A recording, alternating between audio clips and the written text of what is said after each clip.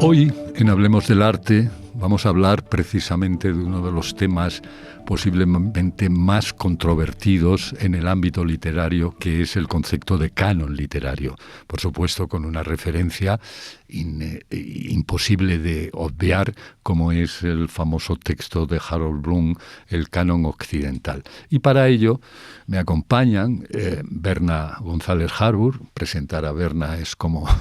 me gustaría que me presentara ella a mí más que yo a ella, pero en fin, lo voy a intentar. Periodista, escritora, ha desarrollado su obra en distintos medios, en El Sol, en el periódico Cataluña, actualmente escribe en El País, en Cultura, es columnista de opinión también, y además es colaboradora de Hoy por Hoy en la cadena SER. Más yo diría que tiene un extraordinario podcast sobre qué está leyendo Julio Llamazares, qué está leyendo y qué estás leyendo, Berna, eso después te lo pregunto. Ha sido subdirectora del País, fue enviada especial a varias zonas en conflicto y en el año 2019 su trabajo periodístico fue distinguida por la Asociación de Periodistas de Cantabria con el premio José Estrañi. Es escritora, una escritora que en cierto modo empezó trabajando el tema de la novela negra. Yo allí conocí a la escritora Berna González Harbour, ha dado vida a una comisaria fantástica, María Ruiz, en 4 novelas. Verano en rojo, Margen de error, Las lágrimas de Claire Jones y El sueño de la razón. Y ha sido galardonada con el premio Dashiell Hammett, un buen nombre de premio en novela negra. Y otros títulos, aparte de esta serie de María Ruiz, que espero que no haya terminado, estoy seguro que continuará, la recobraremos, pues ha escrito libros como una biografía de Goya, Goya en el país de los garrotazos, El Pozo en Editorial Destino, y ha recibido también en el 2022 el octavo premio Granada Noir por su recorrido literario. Bienvenida, Berna. Muchas gracias, Juan Miguel. También nos acompaña Julio Llamazares, que voy a explicar de Julio, una vieja amistad desde que trabajábamos en aquel programa de televisión española Tiempos Modernos, que ya nos unió mucho, y después además con una cierta coincidencia, yo me acuerdo de tu perrita, Julio, en la que nos encontrábamos en la plaza de la Villa de París, paseando tú a tu perrita y yo a mis perros, y que ya estamos sin perros que nos ladren. Julio es poeta, ensayista, narrador en español. Sobre todo ha cultivado la literatura de viajes, la crónica de prensa y también el guión cinematográfico. Nació en un pueblo de León, tampoco hay que dar muchas referencias, si quieres las doy, y que inició su carrera literaria con la publicación de un libro de poemas. Se inició como poeta, La lentitud de los bueyes, posteriormente un ensayo, El entierro de Genarín, y Memoria de la nieve, que fue un poemario que recibió el premio literario Jorge Guillén en su momento. Por tanto, el novelista, el escritor, tiene una dimensión de poeta especialmente importante. Su trabajo como novelista es conocido a partir de la obra Luna de Lobos, de 1985, una novela que leí con mucho gusto en su momento, una historia sobre los maquis tras la Guerra Civil Española. La segunda novela, Lluvia amarilla, con una magnífica edición ahora que se ha publicado con unos grandes grabados y tal, y que es como una recuperación de esta novela importante, que es la historia del último habitante de un pueblo del Pirineo de Huesca. Y después han venido títulos como Las lágrimas de San Lorenzo, Distintas formas de mirar el agua, y como gran viajero, eterno viajero, Julio, ha escrito y ha descrito esos viajes en múltiples libros. El río del olvido, a través de Curueño, Tras los montes, Los viajeros de Madrid, El viaje de Don Quijote, Primavera extremeña, y su última novela, que fue Valgalume, precisamente presentada aquí en este Círculo de Bellas Artes y entrevistado, Julio, por verla. Espero que todo confluye. Que todo confluye en este momento. Bien, hoy decía que vamos a hablar del canon. Claro, el canon. La Real Academia Española define, entre muchas acepciones que tiene, el canon, en primer lugar, como regla o precepto. Después, catálogo o lista. Modelo de características de perfección. O catálogo de autores de obras que son literarias. Claro, canon, recuerdo que canonizar viene de canon, y si uno está canonizado es porque está en un canon, en cierto modo. La cuestión inicial es hasta qué punto el canon tiene sentido. Porque si nosotros observamos, hay un libro de referencia, evidentemente, sobre el canon, que es el canon occidental de Harold Bloom. Si nosotros analizamos, por ejemplo, la estructura del propio libro y la defensa que hace de su canon, porque esta es otra cuestión importante, un canon siempre tiene el sentido, o parece exigir el sentido de universalidad. Es decir, es algo externo, no es algo que es mi canon. Porque si es mi canon, entonces caemos en un nivel de subjetividad que altera y modifica el posible significado profundo del concepto de canon.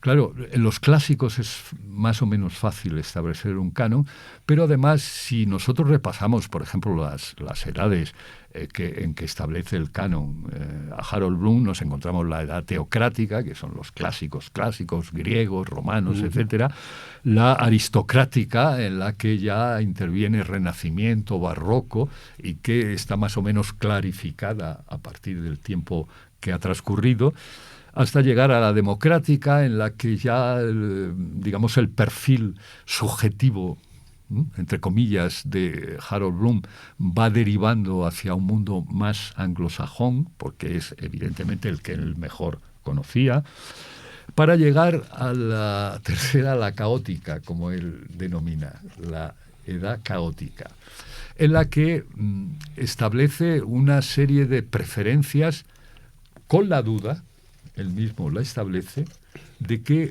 en ese mundo, el propio término caótico lo define, que no se establecen bien las cosas, está. Para mí el problema, si os parece, es si tiene sentido hablar de un canon en su real acepción, la griega o romana, canon, de donde viene el término, como algo externo, fijo, inmutable, si es más una opción directa del propio lector, que establecemos nuestro propio canon. Podríamos ahora nosotros ponernos a hablar de un canon propio en el que estableciéramos una serie de autores y de obras de referencia.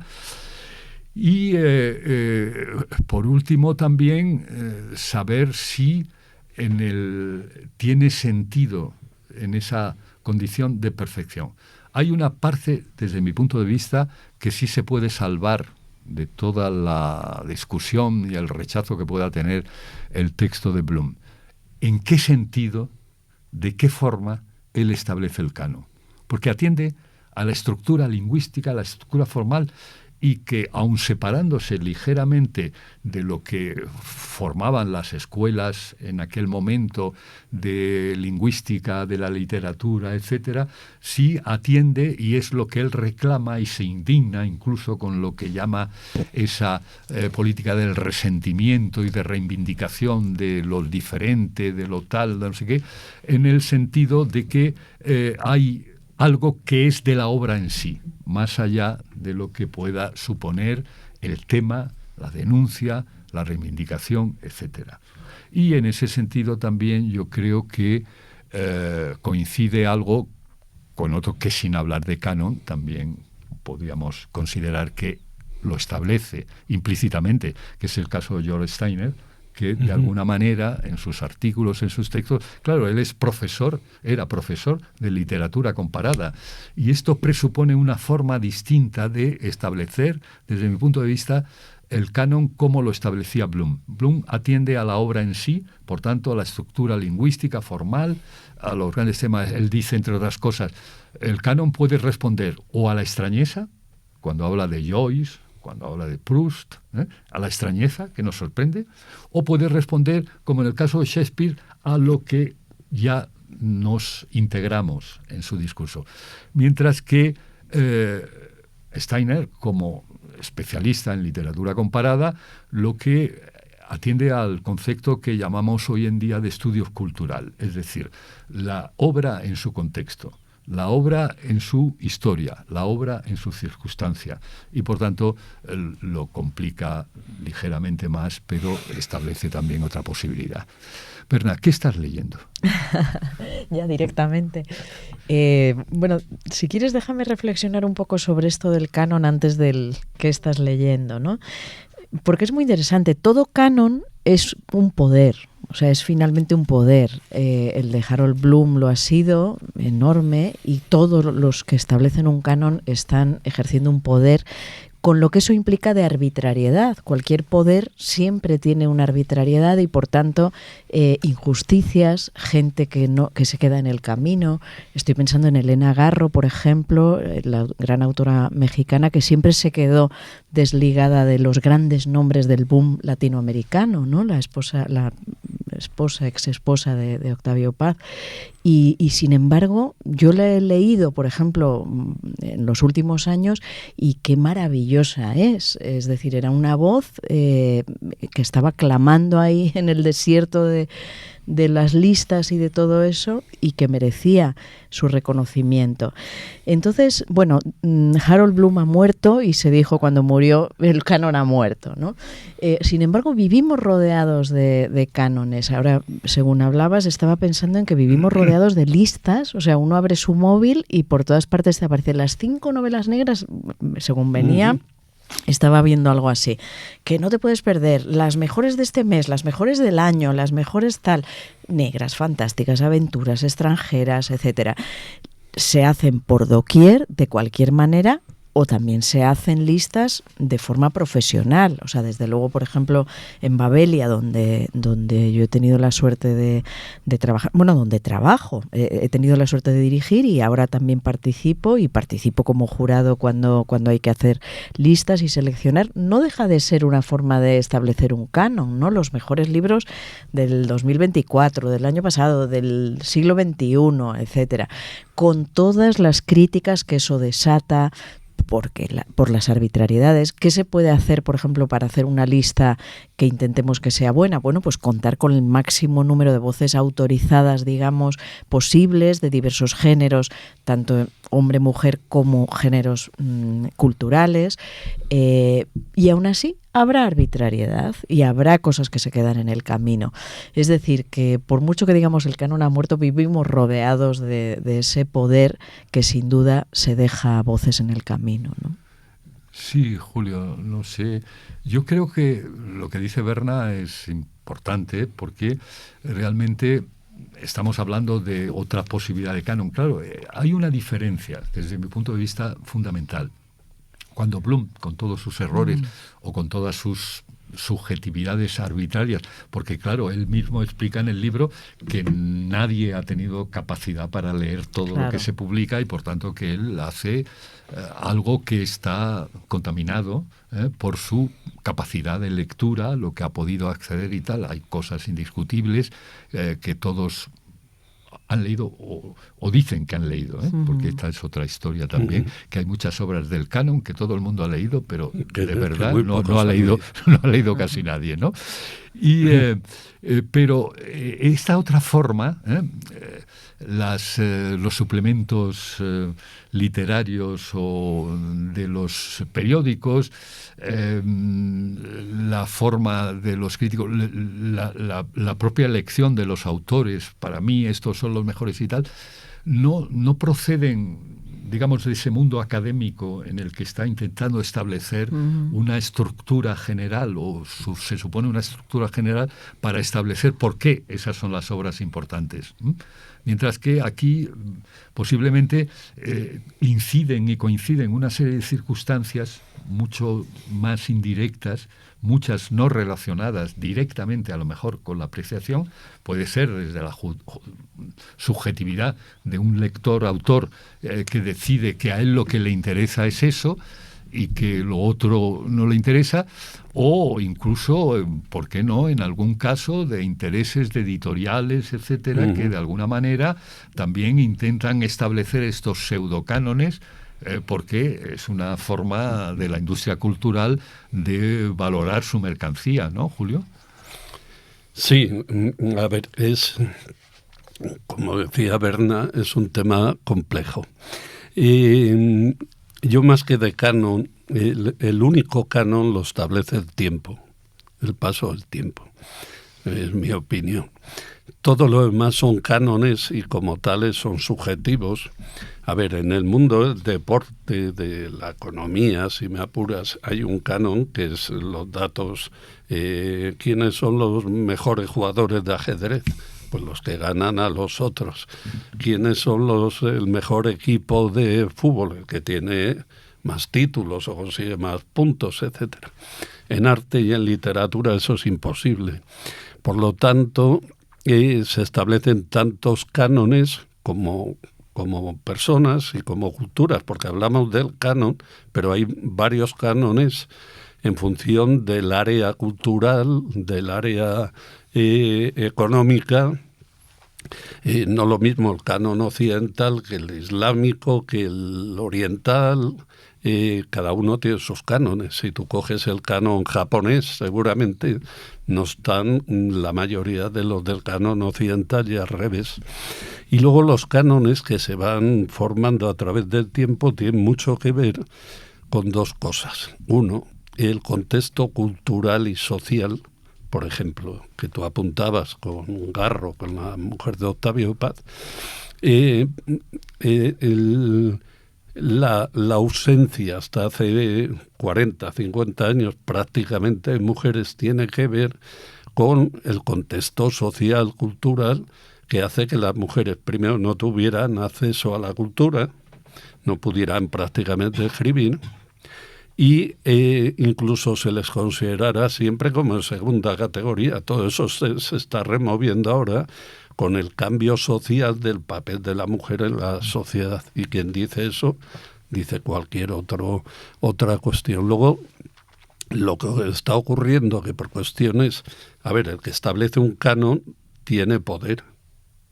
Y por eso todo el mundo quiere, en los periódicos hacen su canon, cuáles son las mejores novelas del año, cuáles son las mejores novelas del siglo. Bueno, todo eso es arbitrario, no digamos ya los cánones que establece el sistema político, o sea, los premios nacionales, Cervantes,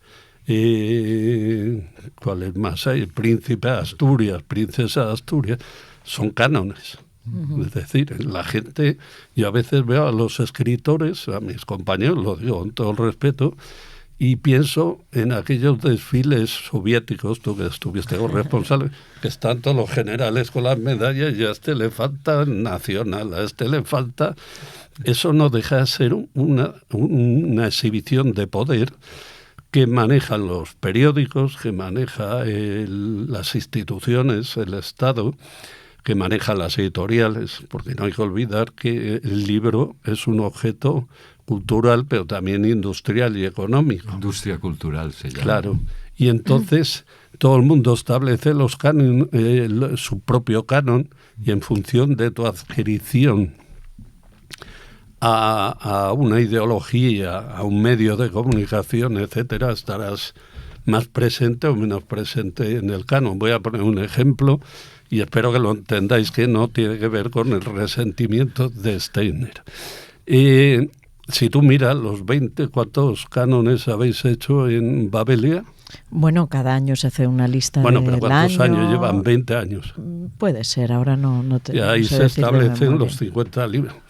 En estos últimos 20 años yo no he publicado. No existo, ni en el puesto 50. Lo digo sin ningún resentimiento, y lo digo como dato. Y sin embargo los lectores te adoran. Bueno, por eso te digo que los cánones tienen que ver con la cercanía, con el poder, con la arbitrariedad, porque de repente tú tienes tus gustos. A mí si me ponen de jurado, yo elijo según mi propio canon. Por eso yo no hablaría de canon, salvo lo que establece el tiempo, pero después de mucho tiempo. Yo hablaría de cánones, pasa con las antologías, con las listas de ventas, que también es otra forma, es el canon de lo comercial. Hay más cánones que cánones. Fíjate, Julio, que incluso eso del tiempo, que es un tópico. Es un tópico que se dice, el tiempo pone a cada uno en su lugar. Hay casos en la historia del arte de modificaciones profundas. El caso del Greco, por ejemplo, ¿no? Hasta el siglo XIX se entendía que era un pintor torpe y de segunda fila, y ahí hay unos mecanismos sociales, históricos de reivindicación que de pronto el Greco resulta que es uno de los grandes maestros de la pintura mundial. Y eso ha pasado mucho porque al fin, al cabo, lo que llamamos arte, ya lo decía Hegel, y perdonar la cita pedante, tiene una condición histórica. Hay un concepto universal, podemos entender que hay un concepto de arte que pertenece a lo que llaman los filósofos la dimensión ontológica, que ese es con mayúscula, es uno, pero después están las artes que se focalizan y se encardinan precisamente en las circunstancias históricas. Y esto hace que se modifique incluso más allá de todos los elementos, digamos, que se pueden entender como perversos, que pueden intervenir en la selección o la determinación de qué obras son importantes o no. Sí, es muy buena estas reflexiones y, por ejemplo, dices el tiempo, dices Julio, y yo añado, bueno, que yo creo que está implícito, el lector, ¿no? Tú mencionas, Juan Miguel, los casos de autores que no han sido reconocidos en su tiempo, has dicho el Greco, pero Melville, por ejemplo, Moby Dick no se convirtió en un fenómeno hasta después de su muerte. Pero la tiene Bloom. O Scott Fitzgerald, el Gran Gatsby, nunca él adivinó el éxito que iba a tener, y así podemos hablar de Virginia Woolf, de muchísimos, ¿no? Porque al final es el lector, y yo que vivo en ambos territorios, es decir, el de escritora, pero el de periodista cultural, que estoy entrevistando autores, leyendo novedades en general, etcétera, etcétera, lo veo clarísimamente. O sea, cualquier autor está deseando que le entrevisten y sobre todo los sellos editoriales deseando que les entrevistemos para ponerlo en el mapa. Tú puedes hacer una entrevista, mismo espacio, yo que sé, una portada de Babelia, o una crítica, o un qué estás leyendo, bueno, cualquiera de los formatos que utilizamos. Puedes utilizar el mismo formato para un autor, para otro, y para otra, y para otra, y para otra, y uno, por ejemplo, puede triunfar, incluso uno puede triunfar que no ha pasado por ahí y que de repente uno dice, ¿y este de dónde ha salido? Que está tanta gente citándolo. Bueno, porque los caminos de la literatura son tan variados, está tan fragmentada la audiencia y la búsqueda de referentes. Desde luego las redes han irrumpido con fuerza, pero quiero decir que ni siquiera... Ya no hablamos de la literatura más joven y para más jóvenes, o que los más jóvenes reciben, sino que un mismo camino no significa automáticamente éxito, sino que puede ser éxito, fracaso, al revés, otro triunfa y no ha pasado por tus manos, sino por otras vías y luego lo descubrimos. Y en ese sentido es apasionante la sorpresa. Aquí en este edificio, en el Círculo, yo hice recientemente, como bien recuerdas, un podcast, uno de estos podcasts lo grabé aquí con Juan Gabriel Vázquez, Javier Cercas, es decir, dos autores súper consolidados, pero ahí estaba también Sara Torres, una autora que creo que no ha pasado por el canon, digamos, de los medios. Canon o reconocimiento. O no al principio, y sin embargo que se ha expandido tanto y se ha convertido en un fenómeno que suma ediciones, y ahora sí ya nos fijamos en ella, ¿no? Alba Carballal también estaba. Es decir, que los caminos son variados. Dicho esto, seguro que hay muchas injusticias y muchos se quedan en el camino sin lograr sacar la cabeza, ni con atención ni sin atención, ¿no? Decía Murakami, bueno, lo ha escrito Murakami en ¿De qué hablo cuando hablo de escribir?, que es un libro que a mí me encanta y lo releo de vez en cuando, que al fin y al cabo escribir, la literatura es como un ring de boxeo donde todo el mundo puede saltar, o sea, ahí no te tienes que federar, o sea, no hace falta más que bajar al ring y pelear, tú pelea, y eso lo puede hacer cualquiera. Otra cosa es que aguantes de pie o que te tumben, ¿no? Pero que te tumba el lector, te tumba la industria, te tumba, bueno, tantas vías, pero no hace falta nada más que escribir y nada menos, incluso ¿no? te tumbas tú mismo. Claro. Porque la pelea literaria o artística, sobre todo y en primer lugar, es con uno mismo. Eso está muy bien. Yo creo que el canon fundamental, yo por lo menos no tengo, imagino que vosotros igual, sensación de competir con nadie, salvo conmigo mismo. Claro. Entonces, digamos que y luego tiene que ver con lo que tú dices de los cambios de gusto en la historia. Es decir, el canon románico, por ejemplo, en el mundo artístico, un momento en que dejó de ser el principal y de repente fue sustituido por el gótico porque a la gente le parecía que el románico era pobre. Un gótico que era peyorativo. Sí. Porque lo dan los renacentistas, claro. Los de godos. Claro. O sea, y luego el gótico cayó eclipsado por el canon renacentista, el barroco, y así sucesivamente, y en literatura ocurre igual. Por lo tanto, yo hablaría de canon cuando ha pasado el tiempo, pero bastante tiempo, y de cánones que tiene que ver con las listas de ventas, con los premios, con los reconocimientos, con las listas de mejores. Tú ahora entras en el algoritmo del móvil y te salen las 5 mejores novelas del mes, de la semana. Lo preguntas a la inteligencia artificial. Sí. Bueno, esa suele equivocarse todavía. No, pero lo habéis probado. Yo lo he hecho.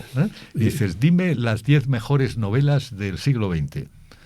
Como lo que hace el algoritmo es recoger toda la información que tiene tal, no sé qué, pues claro, será una lista más o menos ajustada al tópico de cuáles son las 10 mejores. Pero el algoritmo seguramente que es europocentrista, occidentalcentrista, claro. Evidente. Y entonces ahí no estarán reflejados pues los cánones de otras zonas del mundo. Pero fijaros una cosa, establecer un canon es establecer un valor.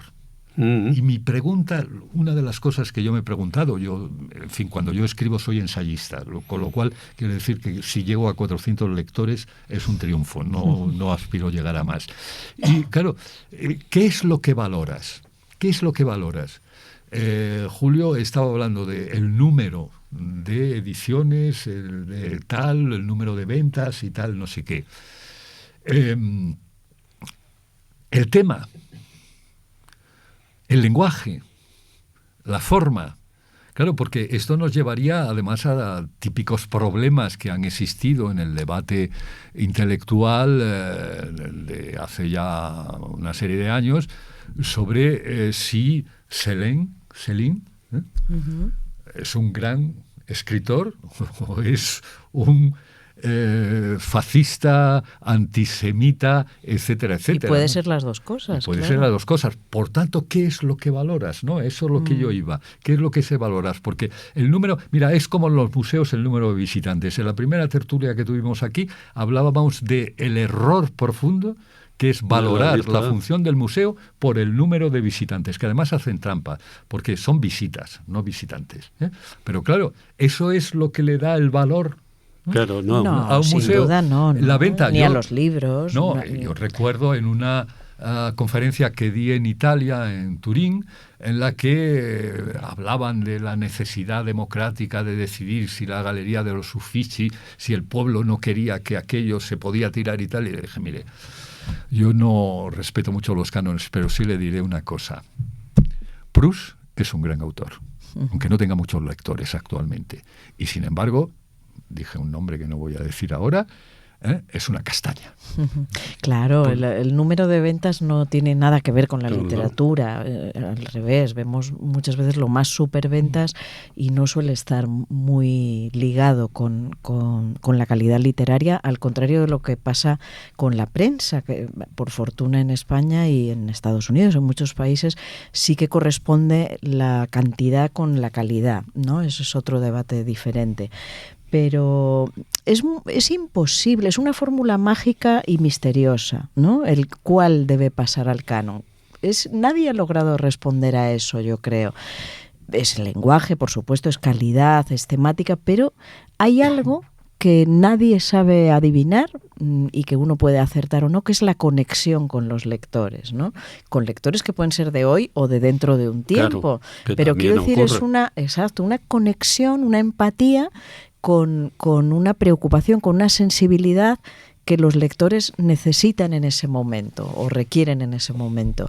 Y eso no tiene receta, no tiene fórmula. Ojalá la tuviera y... Lo que pasa es que hay un afán por establecer cánones, porque el establecimiento de cánones genera poder. O sea, Sí. Ahora lo que ha ocurrido con las redes y con todo esto es una atomización de ese poder. Uh-huh. Ahora ya no son 4, como pasaba hace 40 años, o 4 críticos que se supone que su palabra estaba impresa en mármol y eran los que fijaban lo que era bueno y lo que era malo. Por eso yo insisto siempre en lo del tiempo. Y luego hay mucha arrogancia por parte de mucha gente que quiere convertir su gusto en canon. Y el canon no es solo el gusto de una persona, sino de una sociedad, de una población lectora que a veces coincide con el gusto de los críticos o no coincide.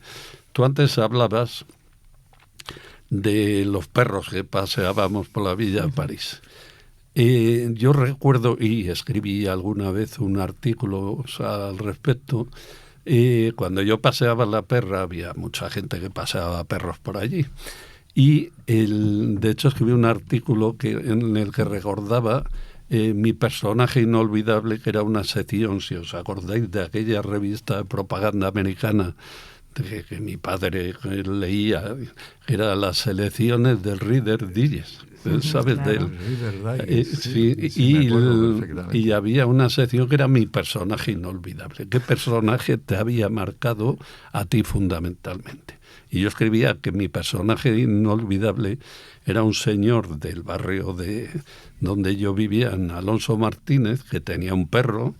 Era un hombre con abrigo Loden, muy educado, no sé si abogado, qué hacía, y paseaba un perro. Y yo hablaba mucho con él, porque era un hombre muy ameno. Y los perros corrían por allí, y yo no... Y ese hombre daba continuas lecciones de cómo había que cuidar el perro, que el suyo se llamaba Toby. Hoy Toby ha comido muy bien, hay que hacer tal, hay que llevarlo... Lecciones continuas de cómo cuidar al perro y tratar al perro. Al cabo de un año por ahí, un día, claro, yo soy impresivo muy despistado y no me preocupé de saber cuál de aquellos era Toby. Y un día, hablando con otro señor que tenía un perro, me dijo, pero tú no sabes lo mejor de este. Digo, no. Y dice, ¿que no tiene perro? Digo, ¿cómo que no tiene perro? Digo, pues está todas las mañanas y todas las tardes con la correa, no tiene perro. Digo, pero esto, pues yo pensé, digo, esto es como la mujer que se le muere el niño y lo sigue acunando, el personaje aquel de aquella película. Dice, ¿qué va, hombre? El otro era más práctico. Y dice, este es el más listo de todos. Tiene todas las satisfacciones que a ti te da el perro, la lealtad, la compañía, la fidelidad, y no tiene ni que darle de comer, ni que llevarlo al veterinario, ni ver qué hace con él cuando se va de vacaciones. Cuento esta historia porque a mí me ilustró mucho sobre el mundo literario y sobre los años que yo acababa de llegar a Madrid, cuando frecuentaba ese mundo literario, los bares donde todo el mundo daba lecciones y establecía cánones, hay que escribir de esto, hay que escribir de... Al final, como escritor, Mi único canon es mi gusto personal a la hora de escribir. Lo que sí sé es que luego el tiempo y los lectores dirán si lo que yo hago es canónico o no es canónico, pero ni lo voy a establecer yo en el momento, ni lo van a establecer los que se erigen en gurús de la literatura y de la cultura. Y además es que es muy fácil de entender esto. Cuando yo llegué, os cuento un ejemplo, ¿no? Cuando yo llegué a Madrid en el año 81, los dos escritores, los que cortaban el bacalao, digamos, en aquel momento, si digo ahora los nombres, seguramente nadie se acordaría. Dilos, por favor. Leopoldo Azancot y Alfonso Grosso. Eran los dos grandes escritores pues del sí momento. me acuerdo, pero vamos, yo me yo acuerdo. no. Bueno, pues tú eres más joven. ellos los dos eran como ahora Pérez Reverte y no sé qué más, y Dolores Redondo, no sé qué. Y sin embargo han desaparecido. Bueno, prácticamente han desaparecido. Leopoldo Azancot era el padre de Nuria Azancot, la periodista. Pero bueno, como Antonio Gala, ¿os acordáis de Antonio Gala? ¿Qué colas tenía en la Feria del Libro? Era siempre el número uno. ¿Y el canon qué hace? Pues que a lo mejor escritores que en aquel momento no existían o no eran reconocidos, y esto va a pasar a lo largo de la historia, porque además la historia es pendular y sobre todo recoge los cambios de modelo. Hablábamos antes del feminismo, del papel de la mujer en la sociedad. Cambia el papel y cambia el canon de la literatura, pero tampoco se puede forzar. Yo citaría, por ejemplo, una antología, no voy a decir ni la autora ni la editorial, para no ofender a nadie, que de repente, queriendo cambiar el canon y queriendo hacer una antología feminista en la literatura hispanoamericana, como tiene que elegir un autor o una autora por país, pues de repente no está ni Rulfo, ni García Márquez, ni Borges, porque había que meter en la mitad mujeres y la mitad hombres. Es el tiempo el que cuando pasa deja a cada uno en su sitio, a escritores y a no escritores. Es el tiempo el único capaz de establecer un canon no contaminado ni por las relaciones de poder, ni por las relaciones económicas, ni por las presiones de las editoriales, ni de los medios de comunicación, ni de nada. Claro, yo creo, ¿no pensáis que lo que merecería la pena sería una investigación también de escritura sobre aquellos personajes que establecen o han pretendido establecer los cánones? Porque si la encardinamos en su contexto histórico y social, posiblemente se clarifiquen muchas de las cuestiones de esa oscilación. Porque el canon, recuerdo lo que dice la Real Academia Española, regla o precepto. Es decir, por tanto, veamos, ¿por qué esta obra la consideramos que está ahí, que es imperecedera, que está por encima de los avatares, de los cambios históricos, que es lo que llamamos un clásico, ¿no? Sí, pero fíjate, pregúntale eso a la inteligencia artificial. Porque después, ya bueno, la inteligencia... No, pero quiero decir que... Mira, inteligencia artificial, lo he defendido muchas veces, Berna, es un oxímoron, como decía. Sí, pero hoy has preguntado... Porque o es inteligencia o es artificial. Sí, pero hoy... Estos días el señor Trump ha anunciado... La música militar. El señor que no quería Estado, Donald Trump, ha anunciado 500.000 millones para la inteligencia artificial. Y eso significa, tú acabas de mencionar que has preguntado al ChatGPT o a cual sea, cuáles son los libros clásicos tal, y te ha respondido. Seguramente se equivoca porque miente siempre la inteligencia artificial, pero quiero decir, en esa investigación que propones, que me parece muy interesante, de quién lo fija, podíamos encontrar antes más académicos que otra cosa, después críticos, fue el gran momento de los críticos. Ahora se ha diversificado, medios, como decía Julio, medios, pero bueno, quiero decir que en los medios estaban los académicos o los críticos, ¿no? También y están. Pero ahora la fragmentación de las audiencias, los influencers, Twitter, no sé qué, a veces uno no sabe quién firma eso de los 10 novelas del año negras o tal. A veces son las editoriales. Claro, exacto, las que están detrás, ¿no? O los autores, etcétera. Bueno, pues a eso se va a añadir la inteligencia artificial que nos va a decir qué leer.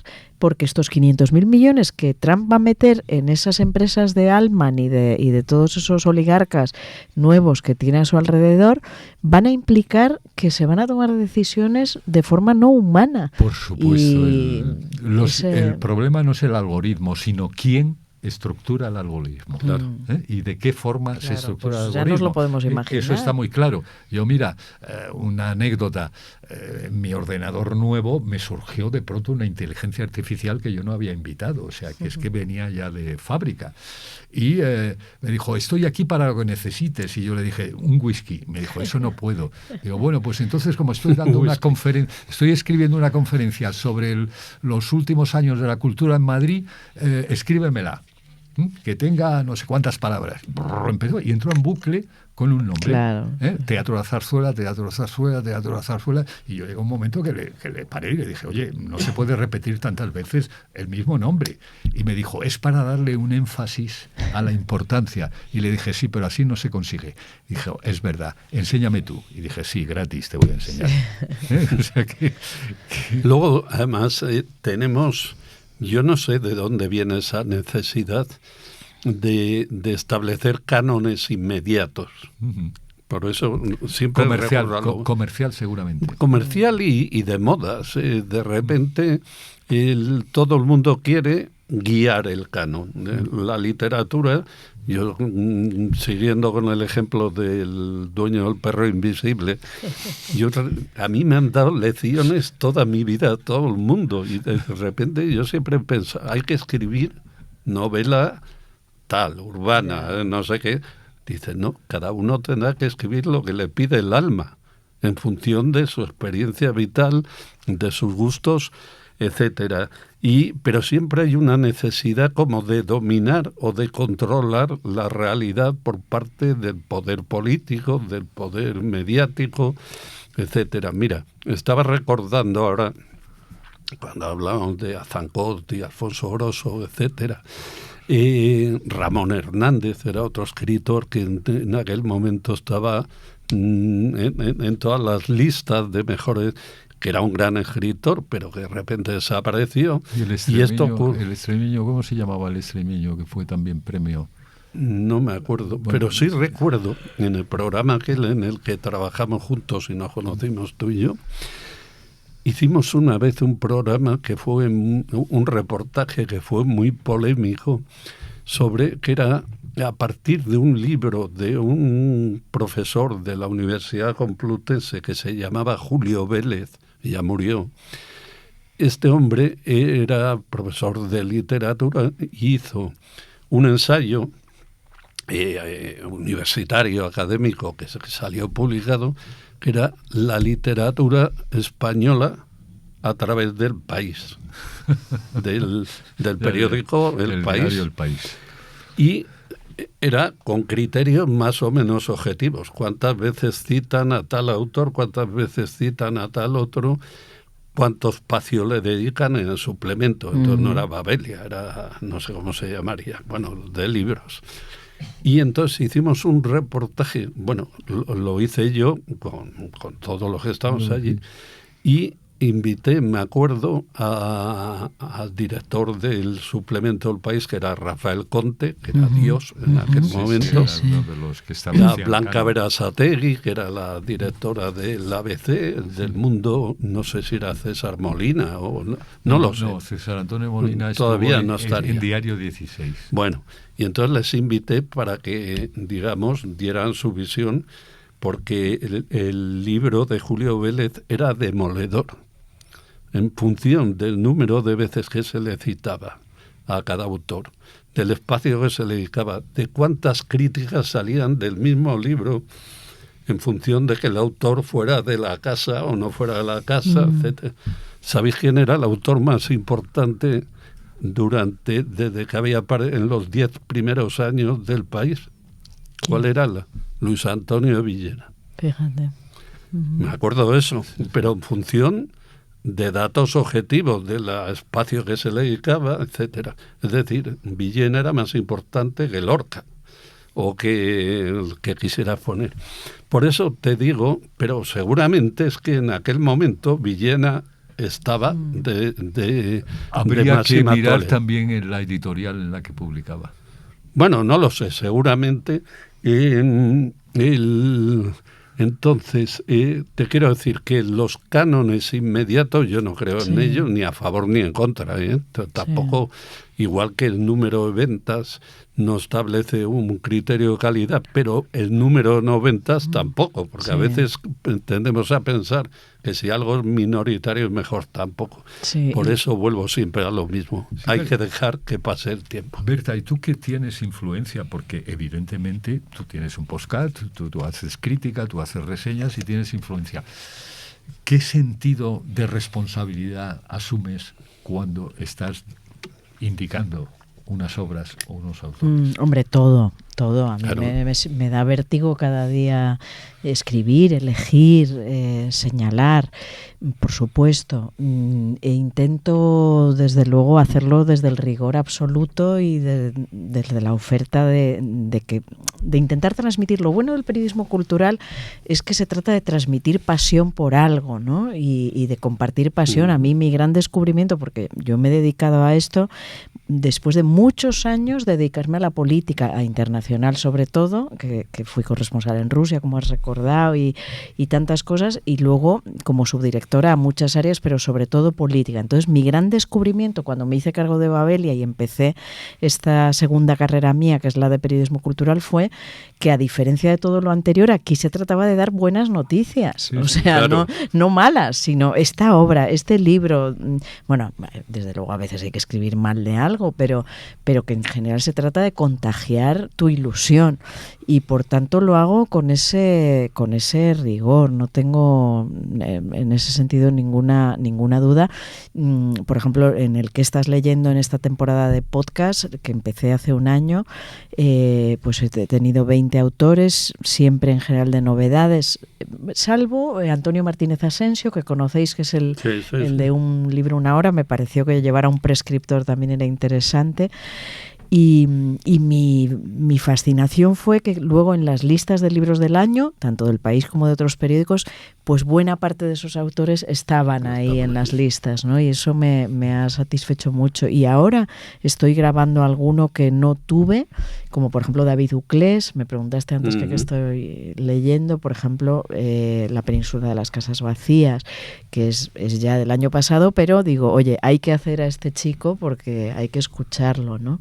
Y bueno, sí, intento desde la responsabilidad y desde la pasión, desde luego.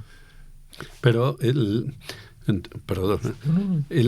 tampoco tú ahí pretendes establecer un canon, sino hablar de los libros que te gustan. Aparte de que no tengo, claro que no.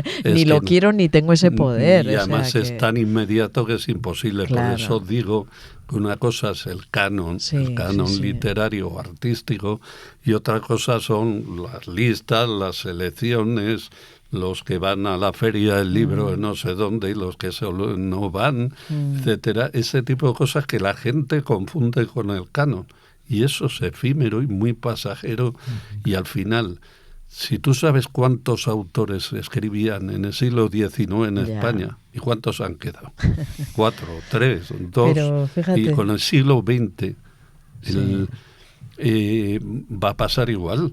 Y cuando pase el tiempo, y en el siglo XXI, y de repente tú coges la prensa, los medios de comunicación, etcétera, la publicidad editorial, y hay miles de autores. Entonces, digamos que lo único que va a establecer un canon, en función de criterios que se nos escapan, es el mundo lector a través del tiempo, los lectores a través del tiempo, y la universalidad de esos libros, porque de repente hay un canon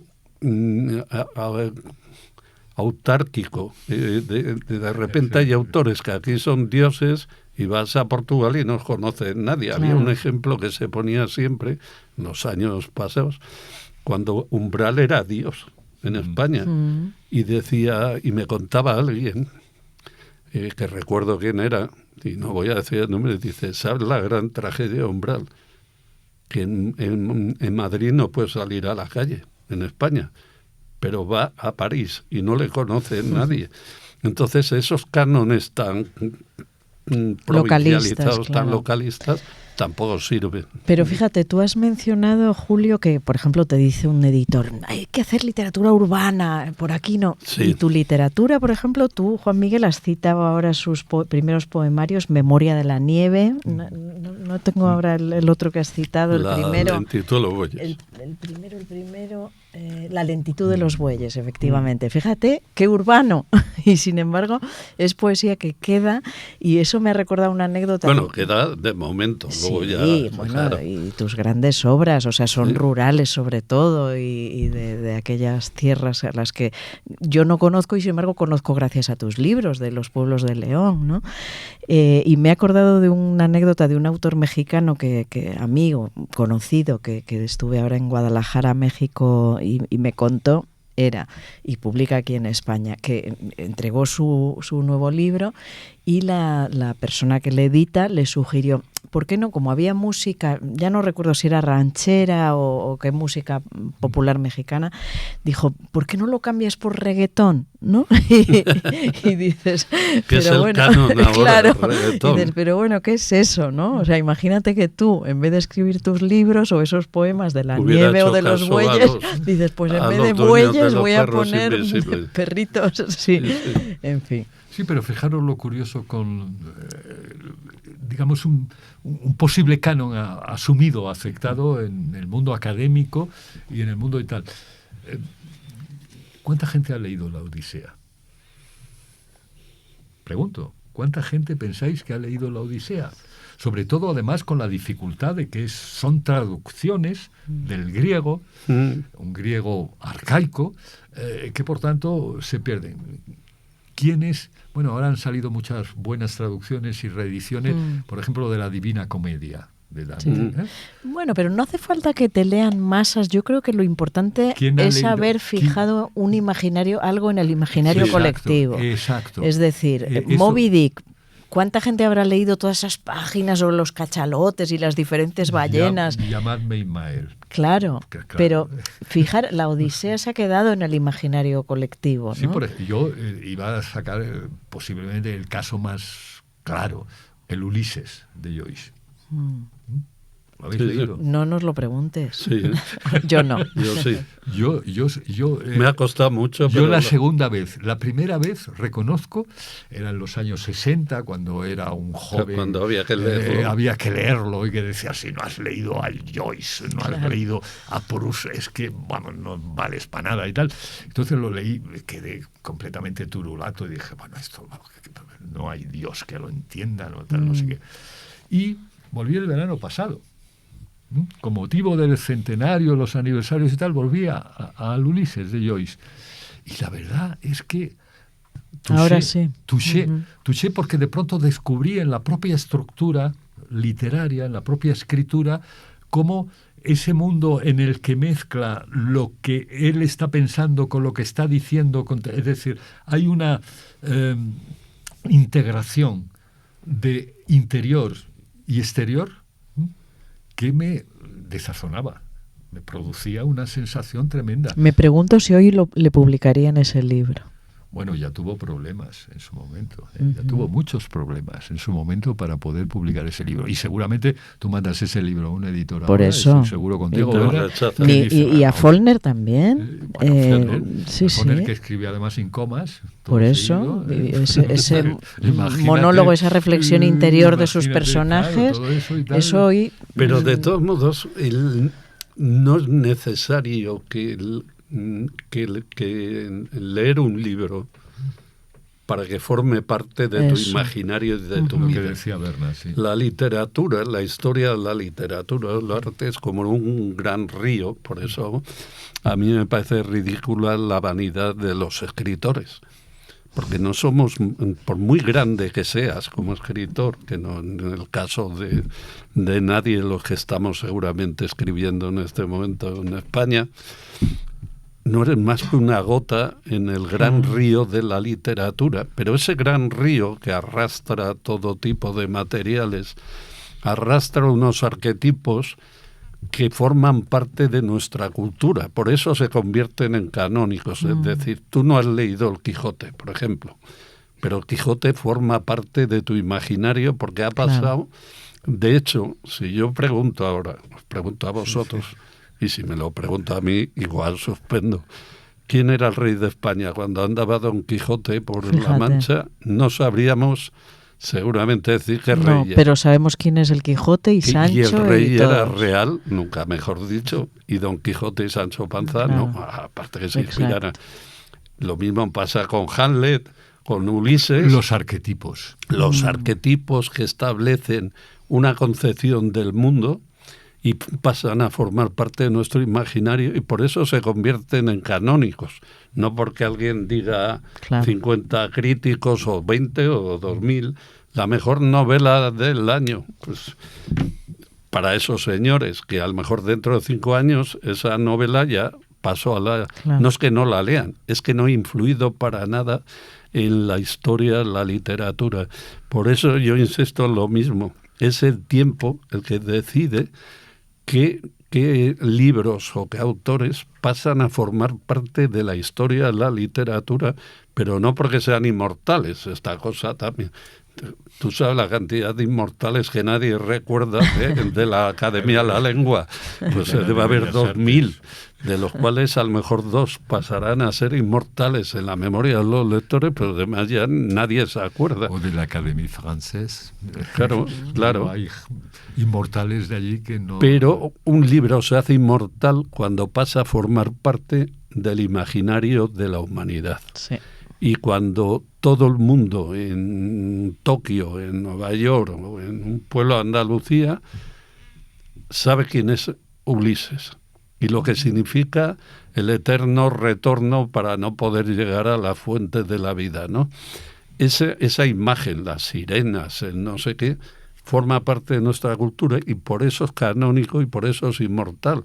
No porque lo lea más o menos gente, sino porque ha creado el imaginario, como tú bien decías, Berna, en el que sustenta nuestra propia conciencia individual. Sí. Bueno, pues yo creo que alguna conclusión no sé. No necesaria, porque lo hemos resuelto esto todo. No es un congreso, pero sí por lo menos hemos avanzado un poco en esta serie de cuestiones que me parecía que merecía la pena que discutiéramos, sobre todo quizás entendiendo y alertando a los lectores que las recomendaciones... A ver, uno cuando ve anuncios publicitarios en la televisión comercial, si es un poco tonto, pues si le dicen que esta jamón es el bueno y tal, pues igual va, o ese vino, ¿no? Pero lo mismo que uno tiene reservas sobre la publicidad, tengamos también nuestra capacidad individual y personal de tener reservas sobre la avalancha y establecimiento de tiro. Gracias, Berna. Muchísimas gracias a ti, Julio. Juan Miguel. Ha sido un placer estar aquí charlando. Pues es vuestra casa como siempre.